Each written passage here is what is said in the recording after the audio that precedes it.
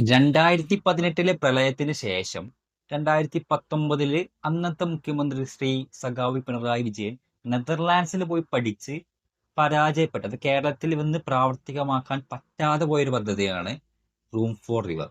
അത് നടപ്പിലാവാത്തത് പുള്ളിയുടെ പ്രശ്നം കൊണ്ടല്ല, കാരണം അതിന് കുറച്ച് ടെക്നിക്കൽ പ്രശ്നങ്ങൾ ഉണ്ടായിരുന്നു. അപ്പൊ അതാണ് നമ്മൾ ഇന്നത്തെ വീഡിയോയിൽ പറയാൻ പോകുന്നത്. രാഷ്ട്രീയമല്ല, രാഷ്ട്രീയം നമ്മുടെ വിഷയമല്ല. നമുക്കതിന്റെ ടെക്നിക്കൽ വശങ്ങളെ പറ്റി സംസാരിക്കാം. എന്താണ് റൂം ഫോർ റിവർ പദ്ധതി, എന്തുകൊണ്ട് കേരളത്തിൽ ഇത് നടപ്പിലാക്കാൻ പറ്റിയില്ല എന്നുള്ളത്. ആദ്യം റൂം ഫോർ റിവർ എന്ന പേര് കേട്ടാൽ തന്നെ നെതർലാൻഡ്സിനെയാണ് നമുക്ക് ഓർമ്മ വരിക. നെതർലാൻഡ്സ് ആണ് റൂം ഫോർ റിവർ പദ്ധതിയുടെ ഫേമസ് ആയിട്ട്, ആ പദ്ധതി ചെയ്യുന്ന ഫേമസ് ആയിട്ടുള്ള രാജ്യം. മറ്റു രാജ്യങ്ങളിലും ചെയ്യുന്നുണ്ട്, ജർമ്മനി, UK, ജപ്പാൻ, ചൈനയിലൊക്കെ ചെയ്യുന്നുണ്ട്. പക്ഷെ ഏറ്റവും പേര് കേട്ട രാജ്യം എന്ന് പറയുന്നത് നെതർലാൻഡ്സ് ആണ്. അതുകൊണ്ടാണ് അവിടെ പോയി അദ്ദേഹം പഠിച്ചത്.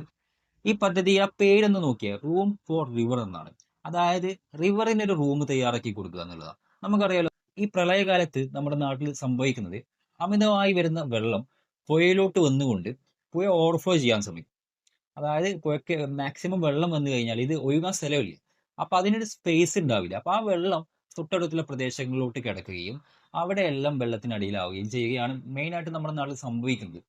അപ്പൊ ഈ റൂം ഫോർ റിവറിൽ തൊട്ടടുത്തുള്ള പ്രദേശങ്ങളുടെ ഏരിയയും കൂടി ഉപയോഗിച്ചുകൊണ്ട് വരുന്ന വെള്ളത്തിന് കംഫർട്ടായിട്ട് ഒഴുകി പോകാനുള്ള ഒരു സ്പേസ് ഉണ്ടാക്കി കൊടുക്കുക. അതാണ് റൂം ഫോർ റിവർ. അതുപോലെ തന്നെ തൊട്ടടുത്ത് സമതല പ്രദേശങ്ങൾ ഉണ്ടെങ്കിൽ അതിനെ ഉപയോഗിച്ചുകൊണ്ട് താൽക്കാലികമായി വെള്ളം കെട്ടി നിർത്തുകയും ചെയ്യുന്നുണ്ട് ഈ പദ്ധതിയിൽ. അപ്പൊ കേരളത്തിലോട്ട് വരുമ്പോൾ എന്തുകൊണ്ട് ഈ പദ്ധതി നടപ്പിലായില്ല എന്നുള്ളതാണ്. 2019 അദ്ദേഹം പോയി പഠിച്ചു, തിരിച്ചു വന്നു. 2020 IIT മദ്രാസ് DPR തയ്യാറാക്കി. അതിനുവേണ്ടി 4.5 കോടി ഫണ്ട് അനുവദിച്ചു. അവർ DPR തയ്യാറാക്കി. പക്ഷെ ആ DPR പ്രകാരം ഒന്നും നമുക്ക് ഈ ഒരു പദ്ധതി പ്രാക്ടിക്കലി ഇവിടെ നടപ്പിലാക്കാൻ പറ്റിയില്ല. കാരണം ഞാൻ മുമ്പ് പറഞ്ഞ കാര്യങ്ങൾ തന്നെ ഉണ്ട്. ഇത് റൂം ഫോർ റിവർ ആണ്. അതായത് റിവറിന്റെ രണ്ട് ഭാഗത്തും സ്പേസ് എടുത്തുകൊണ്ട് ആ സ്പേസിനെ ഉപയോഗിച്ചുകൊണ്ട് റിവറിന്റെ വീതി കൂട്ടുക ചെയ്യുന്നത്. കേരളത്തിൽ എത്രത്തോളം അത് പോസിബിൾ ആവും എന്ന് നിങ്ങളൊന്ന് ആലോചിച്ച് നോക്കിയേ.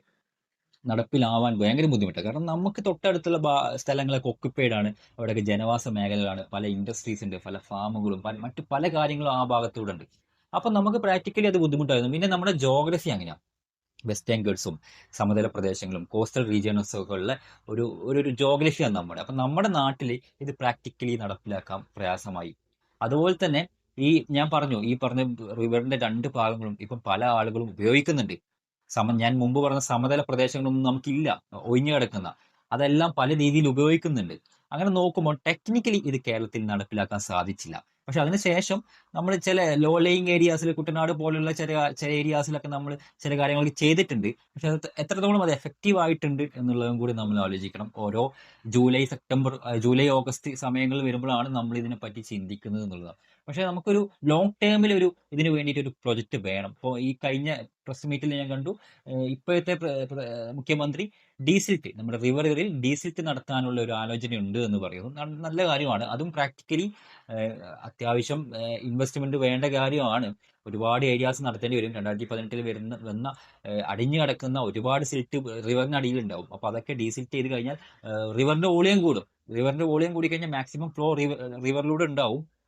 അപ്പോൾ നമുക്ക് കുറച്ചൊക്കെ എഫക്റ്റീവ് ആയിട്ട് ഇത് ചെയ്യാൻ പറ്റും. പക്ഷെ അതിന്റെ പ്രാക്ടിക്കാലിറ്റിനെ പറ്റി പഠിക്കണം. അത് എത്രയും പെട്ടെന്ന്, അധികം താമസിക്കാതെ അത് പോസിബിൾ ആണെങ്കിൽ അത് നടപ്പിലാക്കണമെന്നാണ് എൻ്റെ ആഗ്രഹം. അപ്പോൾ ഈ വീഡിയോ ഉപകാരപ്രദമായി വിചാരിക്കുന്നു. ഞാൻ പറഞ്ഞ കാര്യങ്ങളിൽ എന്തെങ്കിലും അഭിപ്രായങ്ങൾ ഉണ്ടെങ്കിൽ നിങ്ങൾക്ക് കമന്റിൽ രേഖപ്പെടുത്താം. സബ്ജക്റ്റ് കറക്ഷൻ ആണ്, എന്തും രേഖപ്പെടുത്താം. അപ്പോൾ അതാണ് ഇന്നത്തെ വീഡിയോ. ഇത്തരം കൺസ്ട്രക്ഷൻ മേഖലയുമായി ബന്ധപ്പെട്ട കാര്യങ്ങളാണ് നമ്മുടെ ചാനലിൽ അപ്ലോഡ് ചെയ്യുന്നത്. കൂടുതൽ വീഡിയോസിനായിട്ട് നമ്മുടെ ചാനൽ സബ്സ്ക്രൈബ് ചെയ്തില്ലെങ്കിൽ സബ്സ്ക്രൈബ് ചെയ്യാം. അടുത്ത വീഡിയോ കാണാം. Thank you. ബൈ.